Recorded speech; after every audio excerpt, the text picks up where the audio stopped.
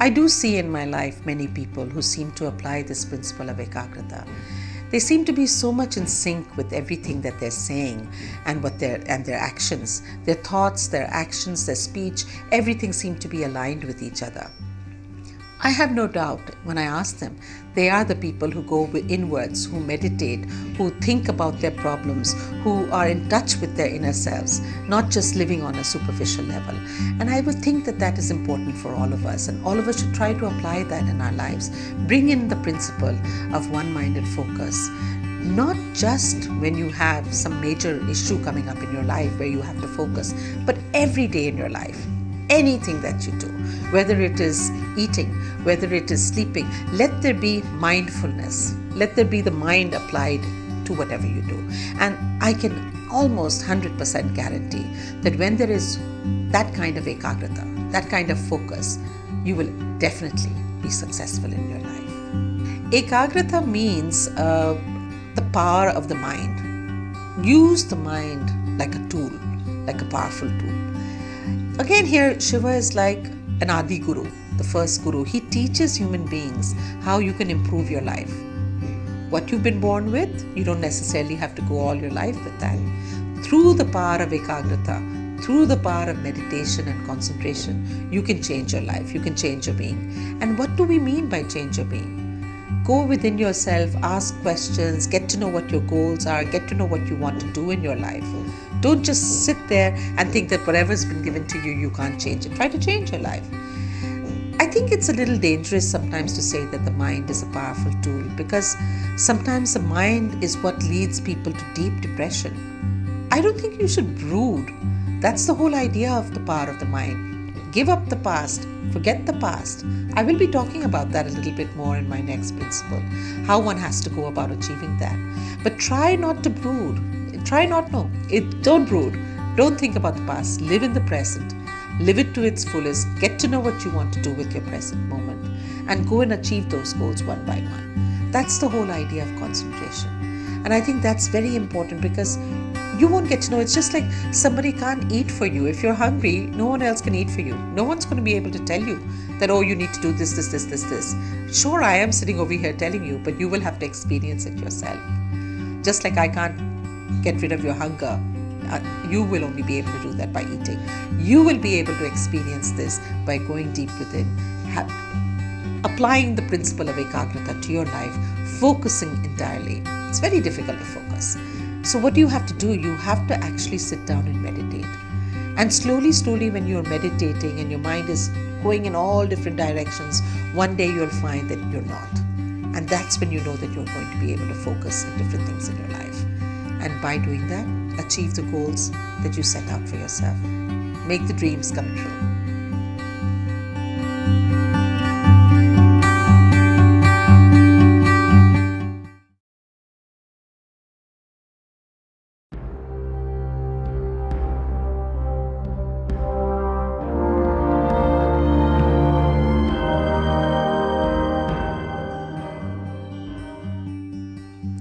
A wonderful principle that I've derived from Shiva and Shiva's life is Vairagya. Vairagya, a wonderful Sanskrit term, a term which is a compound word of two words, Vair and Raga. Vair meaning drying up, Rag meaning passion, the drying up of passion. Roughly translated in English, we could say it was dispassion as well. But when I think in terms of Vairagya, I don't mean sannyas or just renouncing everything, giving up everything. I mean just a moving away at the right time, when it is required, and that knowledge to know when one has to just become a little detached from the issue, from the situation that one may be in. But before I talk about that, or even how I have derived a tremendous amount of freedom from detachment, I would like to just talk a little bit about Shiva and see in his life, where does he demonstrate, when does he manifest this wonderful concept, this very useful concept of Vairagya. Shiva is not only a great yogi who goes into the mountains and meditates, like we talked about when he demonstrates ekagrata, but also he is one who can detach himself. And he detaches himself constantly from issues that would trouble him. It seems to me that Shiva is known as an angry god. Perhaps he was an angry god. Perhaps he had reason to be angry. But there were times, therefore, that he would bring the principle within himself of detachment so that he would not get extremely angry. He used it as a tool for himself.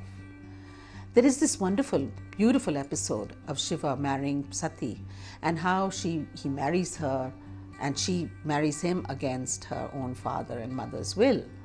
And Sati is there, very happily married to him. They go to the Mount Kailash, they're living there. Years go by in which they have tender love towards each other, wild love making, wonderful games that they play, beautiful things that they do together. And one day she happens to see that there are all these people in the celestial world, they're flying across the sky, or even those who are walking across by her. And she stops and she said, "Where are you all going, wearing such beautiful silken robes? Where are you all headed towards?" And then they tell her, "Oh, you don't know it? Your own father, Daksh, is having a beautiful yagya." Yagya meaning a very big celebration, like a huge sacrifice. He's having a big sacrifice in Haridwar. Haven't you been invited?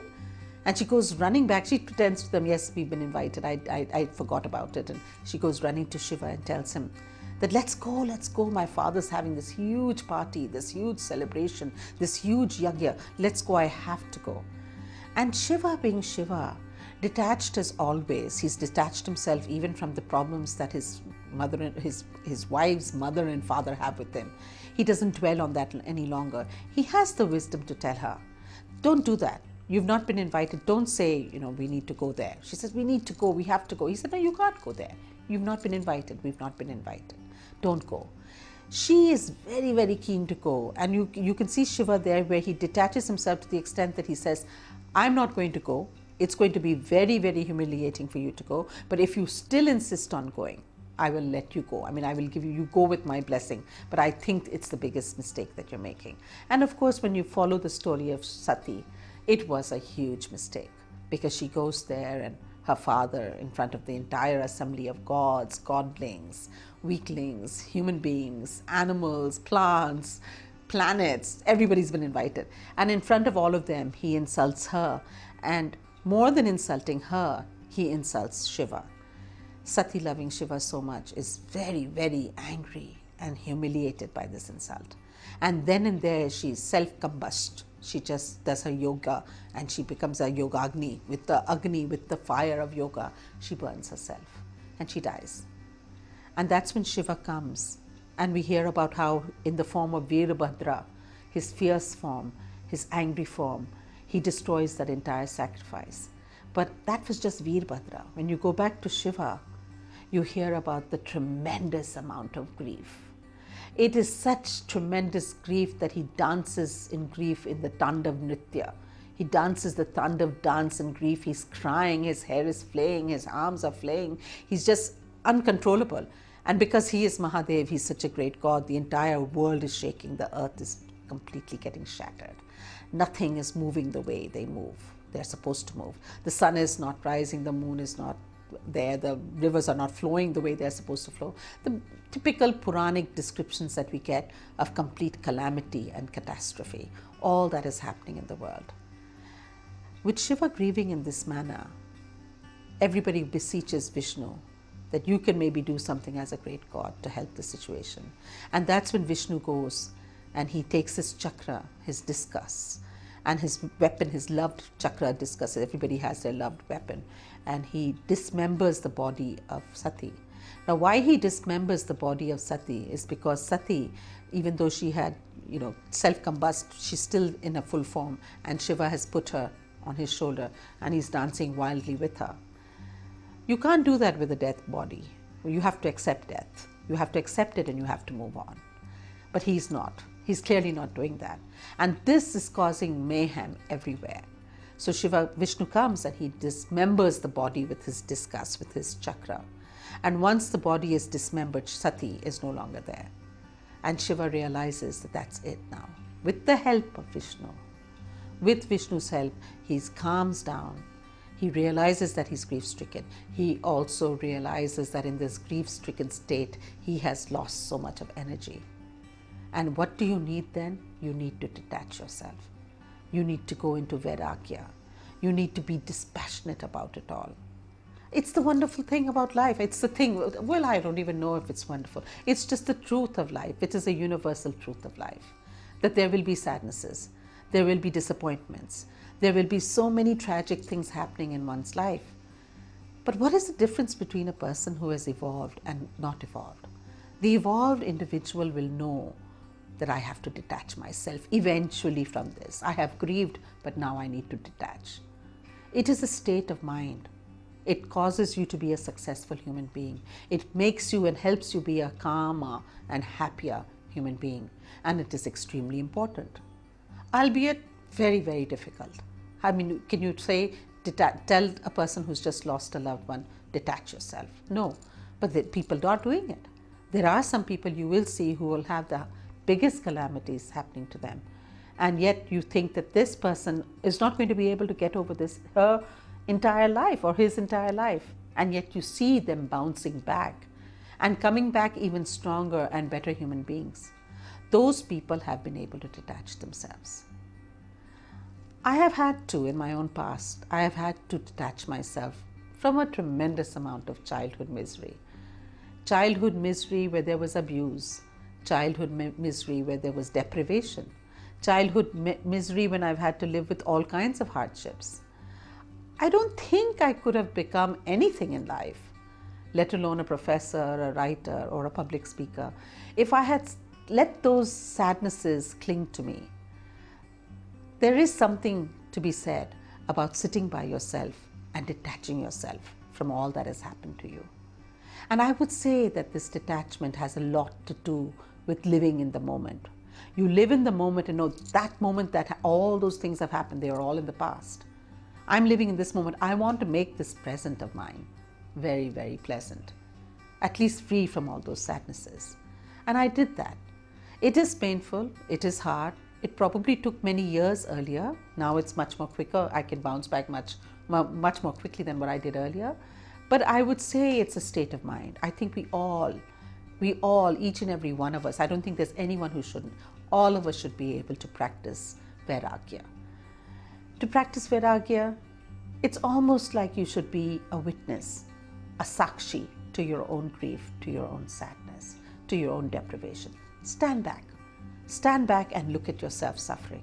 Step back and look at what you're going through and decide, okay, this has happened to me, just like these things happen to many other people. What am I going to do? I have a choice now. What am I going to do with it? I'm going to detach myself. I'm going to distance myself from it, and I'm going to make a fresh tomorrow. And that, of course, is in my hands. This kind of sadness which is attaching to me like a cancerous growth, it doesn't do me any good. That just sticks to me. I have to remove it somehow. You can remove it by writing in a diary. I found a lot of comfort in just writing in a journal, writing in a diary, thinking about all the things that one has gone through, talking about them to my diary. Or you can sit with a close friend. Shiva took the help of Vishnu. You can take the help of a close friend. Someone who's going to be able to literally give you a shoulder to cry on and will help you to become strong again. Or you can detach yourself just by moving away for a while. Go on a holiday. Go by yourself somewhere, a beautiful place that you love. Just go, get away. Or some people might even find it very nice to detach themselves with a cup of coffee, maybe in front of the TV. I don't know what system you'll follow, but what I do think is the saddest human beings are those who keep on clinging to their past misery. And if you look around you, 90% of the people are like that. Very few will be able to say, that was my past. That's over. I've moved on. And then you hear of great people, people like Oprah Winfrey. I mean, they've been raped. They've been able to move on. Look at what she's become today. There are so many individuals like that. Great things, great authors, writers, actors, actresses. They've had all kinds